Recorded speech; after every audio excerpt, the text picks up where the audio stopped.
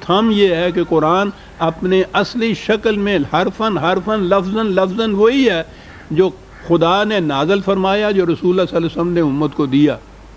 اب اگر اس کی حفاظت کے متعلق ہی پہلے سے ہی یہ شکوک پیدا ہو جائے کہ یہ تو اس زمانے میں لکھا ہی نہیں گیا تھا، یہ محفوظ ہی نہیں تھا، اور بعد میں پھر یہ چیز کہ فلاں آیت، یعنی یہ چیز آپ سن چکے ہیں نا کئی دفعہ کہ وہ ملتی نہیں تھی، یہ آیہ رجم جو ہے اب اور کو ان کو ملتا نہیں ہے کوئی بھی اس کے لیے سند رجم کی سزا کے لیے کہ وہ تھی۔ یعنی یہ نہیں ہے کہ رسول اللہ صلی اللہ علیہ وسلم کی کوئی حدیث ہے جس کے قرآن کی آیت تھی، ایک نہیں دو آیتیں تھیں۔ ایک تو رضاعت کبیر، یعنی بڑا ہو کر دودھ پیے تو وہ رضائی بھائی ہوتا ہے یا نہیں، دوسرا یہ آیا رجم، یہ دو آیتیں جو تھیں جب قرآن جمع ہونے لگا تو یہ ملتی کہیں نہیں تھی۔ اللہ ڈھونڈیا پڑی اس کی، پوچھتے پوچھتے حضرت عائشہ صدیقہ رضی اللہ تعالیٰ عنہا کے پاس گیا کہ آپ کو کچھ علم ہوگا؟ انہوں نے کہا ہاں میرے بچوں مجھے علم کیا، میرے تو سامنے کا یہ واقعہ ہے، یہ کھجور کے دو پتوں کے اوپر لکھی ہوئی تھی یہ آیتیں، اور یہ اندر تخت کے پاس رکھی ہوئی تھیں، اندازہ لگا یہ قرآن کی آیتیں ایک ہی جگہ صرف اور کہیں نہیں تھی۔ اور حضور کی وفات پہ جب گھر میں کوہرام مچا ہے تو وہ باہر ہماری بکری جو تھی اس نے رسا توڑایا، ہم تو حضور کی وفات میں لگے رہے اور وہ اندر جا کے اس پتے کو کھا گئی۔ چلیے گاؤ خورد و گورا کا صاحب برد، بکری کھا گئی اور کہیں اور اس کا نام نشان نہیں، وہ بکری کھا گئی، بکری کو قصاب نے ذبح کر لی، اسے تم کھا گئے۔ قرآن جمع ہو رہا ہے، اس کے بعد یہی ہے کہ پھر ہوا کہ کریں کیا بھائی؟ حضرت عمر نے کہا ہاں یہ آیتیں ہم پڑھا کرتے تھے رسول اللہ کے زمانے۔ دیکھیے ایک غلط بات کو ثابت کرنے کے لیے کتنے جھوٹ بولنے پڑتے ہیں کہ رجم کا حکم خدا کی طرف سے تھا، اس کے لیے ملتا نہیں قرآن سے، وہ یہ کہا گئے۔ پھر کیا کیا جائے؟ حضرت عمر نے کہا ہم پڑھا کرتے، اللہ اکبر۔ انہوں نے کہا پڑھا کرتے تھے تو آپ تو بہت معتبر ہیں اس معاملے کے اندر، تو آپ اس میں لکھ دیجئے قرآن میں۔ کہنے لگے نہیں میں نہیں لکھتا بابا، یہ لوگ کہیں گے قرآن میں اضافہ کر دیا۔ عمر نے خود کہہ رہے ہیں کہ ہم پڑھا کرتے تھے رسول اللہ کے زمانے میں، خود ہی کہہ رہے ہیں میں نہیں کہا، اور عمر جیسا جید وہ کہہ رہا ہے نہیں میں نہیں لکھتا بھائی۔ کہنے لگے پھر کیا کریں، خدا کا یہ حکم تھا قرآن میں تو ہے نہیں۔ کہنے لگے کوئی بات نہیں، قرآن میں نہیں ہے تو ہم قرآن میں تو اس کو نہیں داخل کریں گے، لیکن عمل اسی حکم کے اوپر کریں گے۔ چلیے بھائی پوچھو نا کیا کچھ ہمارے ساتھ ہوا ہے۔ فی و کتاب مستور فی رقم منشور، قرآن کی یاد بے شمار مقامات پہ ہے، قرآن لکھا جاتا تھا۔ ان کاتبان وحی کے متعلق قرآن میں ہے کہ کتنے معزز قابل اعتماد تھے وہ لوگ جو وحی کو لکھا کرتے تھے، قرآن میں یہ چیز موجود ہے۔ شہادت دے گی طور پر نمودار ہونے والی انقلاب کی آواز، اور وہی آواز جو اب اس کتاب کے اندر ہے جو لکھی جا رہی ہے، اور اس کی بین ثبوت والبیت المعمور ہے۔ آباد گھر، کیسی عجیب صفت بیان کی گئی ہے یہاں کعبے کی، یعنی عجیب بات ہے جب بھی کعبہ تعمیر ہوا ہے، خواہ وہ حضرت ابراہیم علیہ السلام کے ہاتھوں سے تھا یا اس سے پہلے سے چلا آ رہا تھا، وہ عربوں کے ہاں اسلام سے، یعنی اسلام تو بہت بعد کی بات ہے نا، اس سے پہلے بھی عربوں کا اجتماعی زندگی کا مرکز کعبہ چلا آ رہا تھا، وہ کبھی ایک دن کے لیے بھی ویرانہ نہیں ہوا ہے۔ اور پھر اسلام کے بعد تو آپ وہاں جا کے دیکھیے 1300 سال میں کوئی لمحہ ایسا نہیں ہوگا کہ وہاں کوئی آدمی نہ ہو۔ اس قدر مسلسل یوم تعمیر سے لے کے اور آج تک، اور اس کے بعد ہمارا یقین یہ ہے کہ قیامت تک وہ بیت معمور ہے، آباد گھر ہے، ویرانہ نہیں ہے۔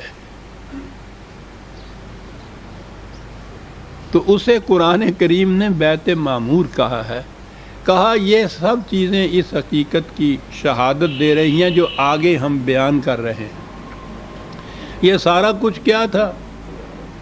دوسری بات آپ کو یاد ہوگی جو قرآن کا نقطہ ماسکہ ہے، قانون مکافات عمل. جس قسم کی روش، جس قسم کا نظام کوئی قوم قائم کرے گی اس کے مطابق اس قوم کا انجام ہوگا. غلط نظام کا انجام تباہی اور بربادی ہوگا. یہ ہے نقطہ ماسکہ. فرد کے لیے بھی جس قسم کا وہ کام کرے گا اس کے مطابق نتیجہ اس کو بھگتنا پڑے گا. قوموں کے لیے بھی جس قسم کا نظام وہ کوئی قوم اپنے ہاں قائم کرے گی اس کے مطابق اس کا انجام ہوگا. یہ ہے نا قرآن کا نقطہ ماسکہ. اب اس تک پہنچنے کے لیے پہلے وہ کیا کر رہا ہے؟ وہ شہادت میں پیش کر رہا ہے ان تاریخی واقعات کو جو گزشتہ زمانے کی انبیاء کرام کی کشمکش میں گزرے ہیں. اور آپ کو یاد ہے کہ پھر ساتھ وہ کیا کیا کرتا ہے؟ دو ہی چیزوں کو بطور شہادت پیش کیا کرتا ہے: خارجی کائنات اور تاریخی شہادات. قانون کے لیے کہ ہر شے قانون کے مطابق چل رہی ہے، وہ اس کے لیے ہمیشہ محسوس چیزیں پیش کرتا ہے اور وہ یہ خارجی کائنات ہے. کوئی بھی انکار نہیں کرے گا کہ گندم از گندم بروید جاؤ سے جاؤ. گندم کا بیج ڈالو گے تو گندم پیدا ہوگی، جاؤ کا بیج ڈالو گے تو جاؤ پیدا ہوگا. یعنی یہ ایک ایسا اٹل قانون ہے مکافات عمل کا کہ جیسا بیج ہوگا اسی قسم کی فصل ہوگی.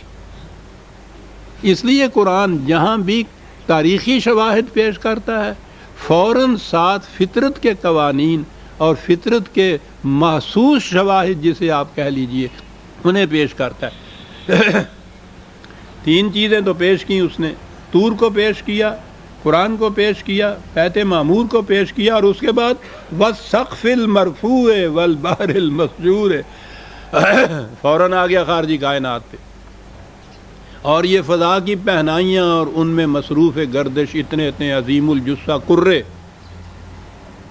انہیں دیکھیے تو صحیح کہا. اور اس کے بعد یہ رہا ان سمندروں کو تو دیکھیے صحیح.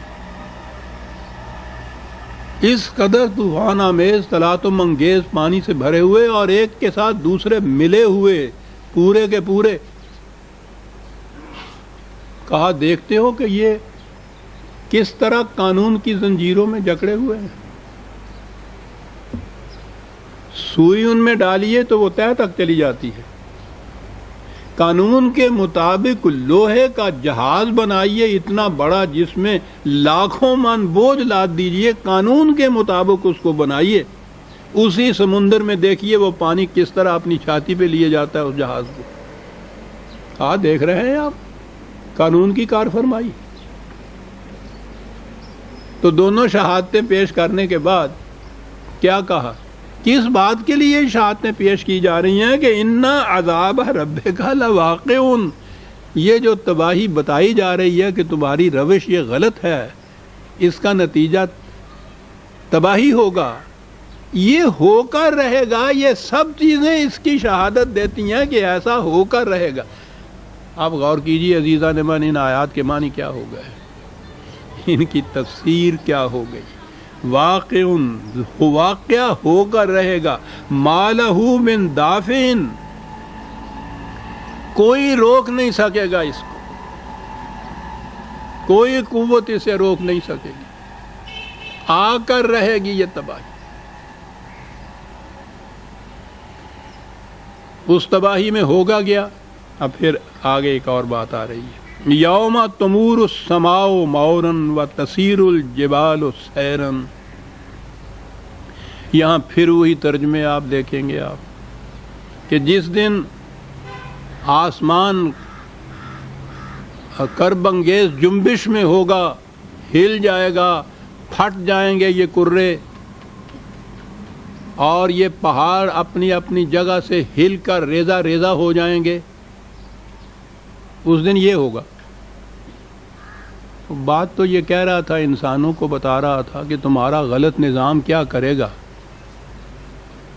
اور جو کہا کہ یہ اس دن ہوگا جب یہ